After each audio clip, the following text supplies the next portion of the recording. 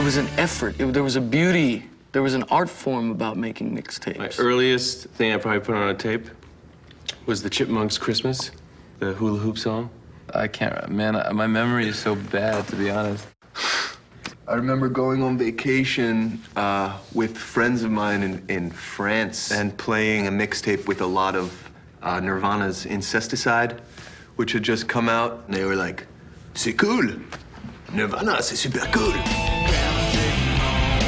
I had a little boombox. It was a CD player with a tape player. A lot of the mixtapes that I did were, you know, taping off a CD. CDs were available at the time, but you couldn't really. It was before you could burn your own kind of CD. This was before, obviously, you know, you could go online and find one song and grab that one song.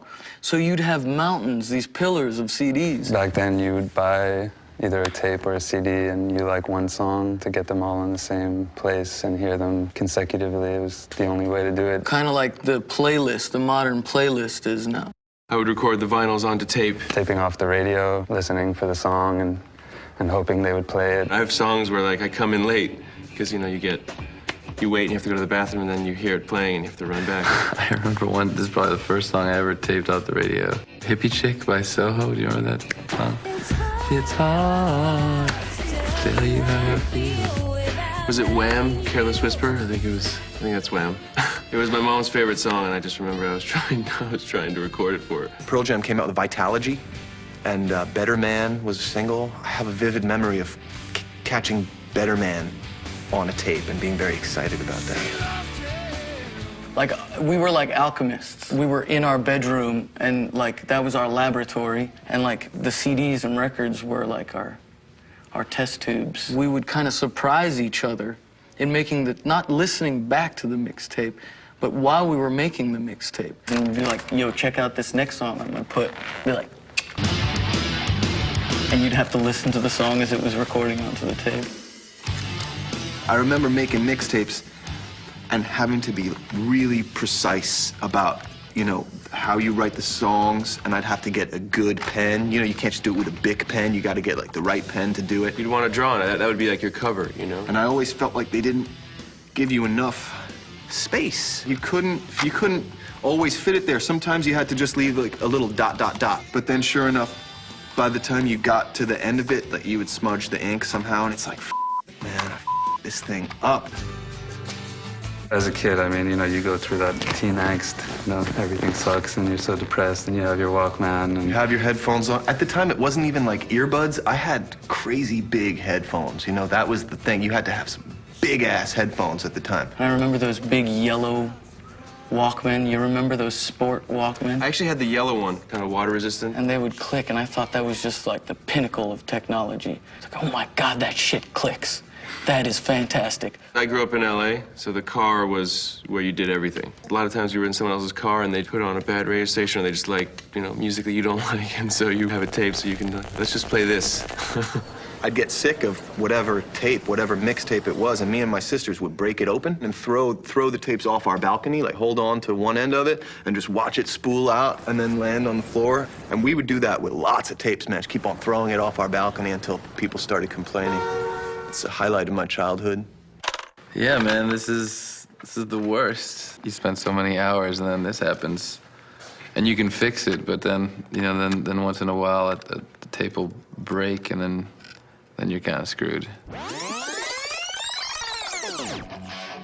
I start with Poison, Fallen Angel. The first song was Frank Sinatra, My Way, like talk show host by Radiohead. Cult of Personality by Living Colour. It's one of my favorite jams back then. AC/DC, Let There Be Rock. That was a rocker. Motley Crue's Dr. Feelgood. Def Leppard, Skid Row, Bon Jovi. Just a lot of Jane's Addiction. I was a huge fan. I made a mixtape to take on the road for us when we drove to Chicago once that had Richard Pryor and Built to Spill. And it would just switch.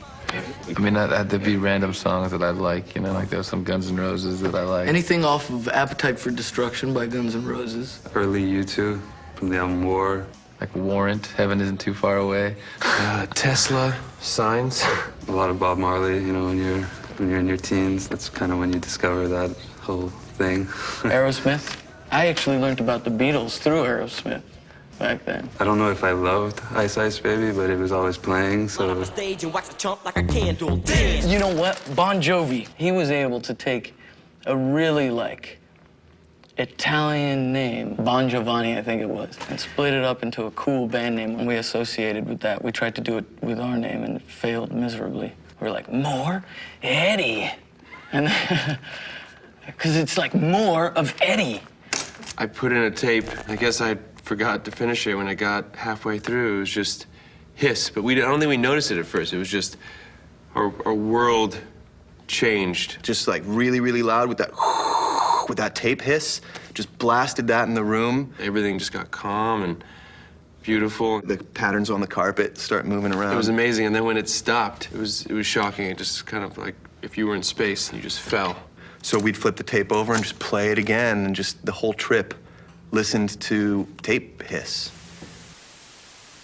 We kind of grew up together 3 blocks away from each other, so, you know, usually we'd take the 6 train down to Astor Place. They had a lot of like bootlegs. That was like a pretty huge thing. Mixtapes were almost currency to us. It was like, I'll give you this for this. Check out this new song, check out this song that's a B-side on something that you can't get, you know, that's a European import. After that Guns N' Roses phase, you know, Nirvana came out, Pearl Jam came out. I guess they called it grunge. Nikolai had a warbly version of Yellow Ledbetter. That was the song that kind of, I don't know, tapped into something in my mind that got me going on the path towards, you know, I guess becoming a serious musician. The Strokes, you know, me and Fab, Jewel, all of us, getting into those bands together and listening to that stuff together helped us really forge. Probably MGMT, The new MGMT record. Grizzly Bear, a band called Crystal Castles. You know, something long, like Moonlight Sonata or something. 2 Arctic Monkey songs. One's called Despair in the Departure Lounge, and Marty Bum. Those British people. Marty Bum. Happiness is a Warm Gun. I think that song is one of the best songs ever written. Radiohead, their last album was great. A lot of Beatles stuff. Beach Boys, The Velvet Underground, Talking Heads. Sam Cooke, Change is Gonna Come. Turandot by Puccini. Dum dum dum dum dum dum dum dum. That song always gives me chills. Dum dum dum dum dum dum dum dum dum. Recording something, even making a mixtape of it, is taking a picture of that moment in time. I think that people really love music, and people just want to appreciate music in whatever way technology allows them to appreciate it. In the process of making it, you'd hear it I don't know how many times. It allowed you to have a more intimate association with the music and the musicians, too. You listen to that shit, man, over and over and over again. Time capsule, final answer.